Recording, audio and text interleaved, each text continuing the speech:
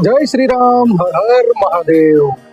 મિત્રો, આજ તમને એવા મહાદેવના દર્શન કરવાના છે. રાજકોટથી ફક્ત 7 કિલોમીટરની દૂરી પર છે, પણ તેની આસપાસ રહેલું કુદરતી જે સૌંદર્ય છે, જે કુદરતે જે પાથરેલી જે પ્રકૃતિ છે, જોવાની આપને, આપના પરિવારને, આપના બાળકોને ખૂબ જ મજા પડશે. કેમ કે મહાદેવના મંદિરની બાજુમાં જ ચેક ડેમ આવેલો છે અને ભવ્ય પાટનગરમાં આ મહાદેવનું મંદિર આવેલું છે. તો ચાલો તમને વિડીયો મળી જાય કે મંદિર ક્યાં આવેલું છે. મિત્રો, રાજકોટના મોરબી રોડ પરથી અમે 6 મિત્રો બાઇક લઈને નીકળ્યા હતા, ઓલ ધ બેસ્ટ એકાબીજાને કરીને. અને હાઈવે ઉપર ધીમે ધીમે વરસાદનો માહોલ પણ હતો. વરસાદ ધીમો ધીમો આવી રહ્યો હતો અને રસ્તાઓ બધા ભીંજાઈ ગયા હતા. અને એક અલૌકિક વાતાવરણ, એક કહેવાય ને કે આમ મસ્ત વાતાવરણમાં અમે જઈ રહ્યા હતા. એક બાજુ વરસાદ, વાદળ, આસપાસના ખેતરો બધા લીલાછમ, હરિયાળી, બધી જ બાજુ હરિયાળી. અને રાજકોટના જે બાયપાસ રોડ આવે, તો બેડી બાયપાસ ચોકડી, ત્યાંથી અમે સીધો જ મોરબી રોડનો રૂટ પકડ્યો હતો. અને સીધા મોરબી રોડના રૂટ ઉપર આપ જઈ શકો છો. જે મોરબીનું ટંકારાનું જે બોર્ડ છે આપણે જોઈ શકીએ છીએ. ત્યાંથી અમે સીધા જ્યારે જઈ રહ્યા હતા, તો ત્યાંથી થોડે જ આગળ એક બેડીનો પુલ આવે છે. અને બસ એ બેડીના પુલ ઉપર જ્યારે અમે પહોંચ્યા, જેવો જ એ બેડીનો પુલ આવે છે, બેડીનો પુલ પૂરો થાય એટલે જમણી બાજુ, તરત જ એની જમણી બાજુ વળી જવાનું જે રસ્તો ખુલ્લો હોય, જેથી જમણી સાઈડ વળી જઈએ એટલે એક સિંગલ પટ્ટી રોડ જે સીધો જતો હશે, જે તમને લઈ જશે આપણા જે મહાદેવના મંદિર. રસ્તામાં મિત્રો એક અદ્ભુત નજારો, વરસાદી માહોલ, ધીમો વરસાદ, બધી બાજુ હરિયાળી. એક સાઈડ રેલવેના પટ્ટા, એક સાઈડ ગામડું, ને આહા, ગાય ભેંસની સાથે જે ઘેટાઓને એક આખી ટીમ અમને મળી હતી. અને ટીમ મોટી સંખ્યામાં હતી ને ઘાસ ચરવા નીકળેલી હતી. મોટી ટીમ રોડ પર ચાલી રહી હતી ને વરસાદ ને આહા, જે ગજબ જે માહોલની વચ્ચે અમે આજ નીકળ્યા હતા, આજ રવિવારના દિવસે. અને બસ હવે અમે થોડાક જ દૂર હતા ને બસ જો આવી ગયું આપણું મંદિર. આ જે બોર્ડ છે, બિલેશ્વર મહાદેવનું જે બોર્ડ જોઈ રહ્યા છો, એ બોર્ડમાં એક સાંકડા નાલા નીચે થઈને જ્યારે અમે મંદિરના એક કાચા રસ્તે પ્રવેશ કર્યો, આહા, જાણે કોઈ ગીરના જંગલમાં આવી ગયો. બંને સાઈડ હરિયાળી, મોટા વૃક્ષો, કાચો રસ્તો, શાંત વાતાવરણ, ને એક સાઈડમાં નદી, નાની એવી નદી અમારી એક સાઈડ ચાલી રહી હતી.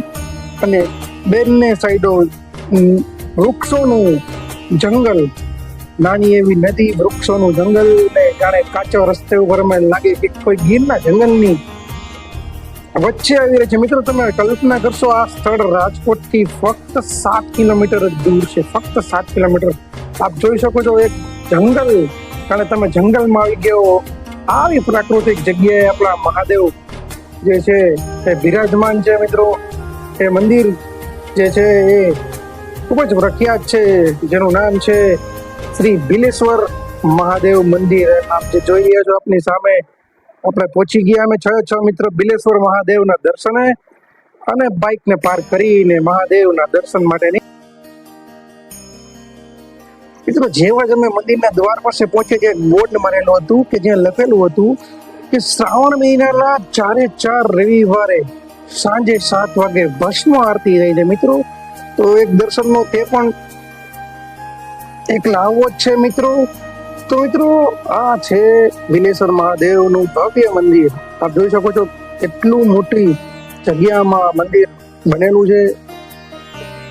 આપ જોઈ શ્રી બિલેશ્વર મહાદેવ મંદિર ખૂબ જ મોટી જગ્યામાં બનેલું આ મંદિર. આપ દર્શન કરી શકો છો બિલેશ્વર મહાદેવના.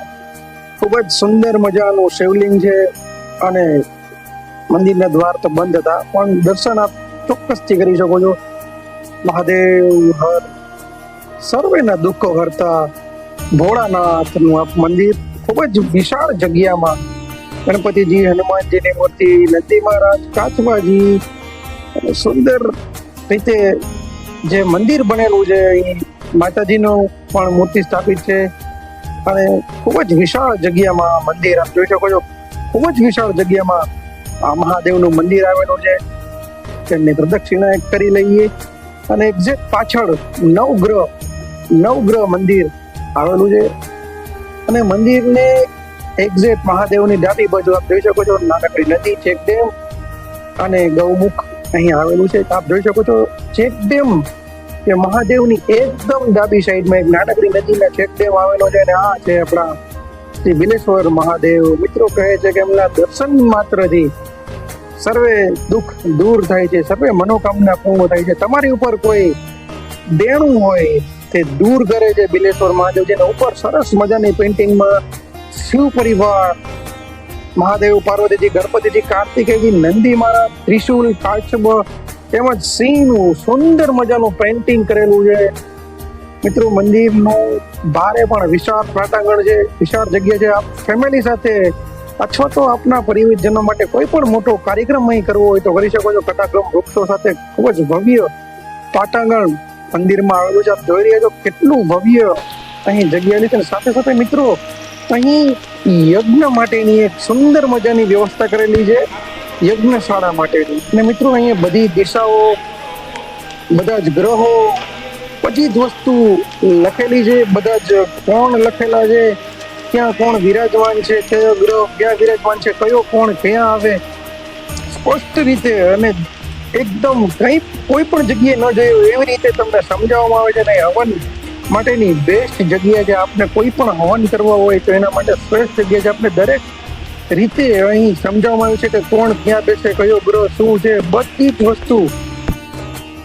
મિત્રો અહીં મંદિરમાં સાથે દેશી ગૌ માતાઓનું ગૌશાળા પણ આવેલી છે, દેશી ગૌ માતાઓ આવેલા છે અને ખૂબ જ એ પ્રેમથી આપની પાસે આવશે. જો આપણે કઈ રોટલી કે કઈ લઈને આવ્યો તો આપણે હાથે ખાસે નંદી મહારાજ પણ છે.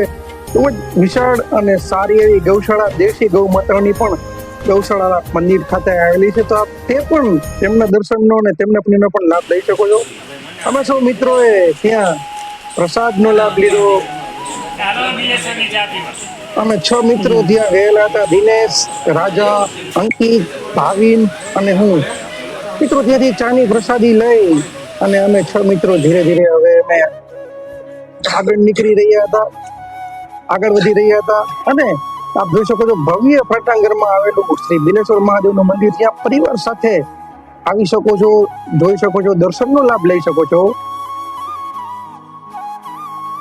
મિત્રો ત્યારબાદ અમે સૌ મિત્રો મહાદેવના દર્શન કરી અને ફરી પરત પડ્યા. જેમાં ટ્રેન ફરી રાજકોટ તરફ જઈ રહી છે તેવી જ રીતે અમે પણ રાજકોટ તરફ જઈ રહ્યા હતા.